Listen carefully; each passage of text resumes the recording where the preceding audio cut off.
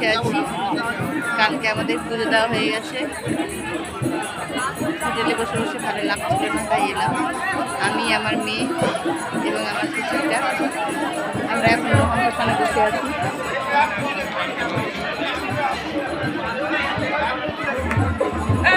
সত্যি খুব পবিত্র স্থান, মনটা ভরে গেল। ভাবলাম তোমাদের সাথে শেয়ার করি।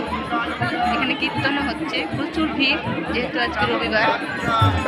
দেখিয়ে দিই চালু করে।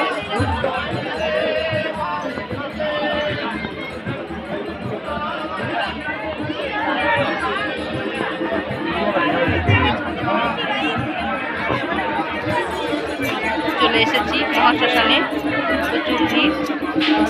এই যে এখানে বলি দেওয়া হয় মায়ের।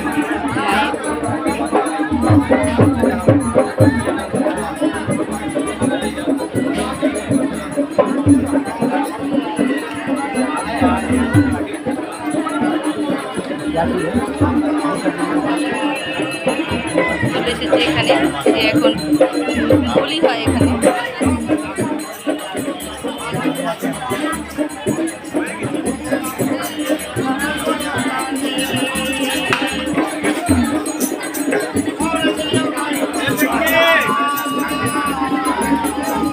তো চলো,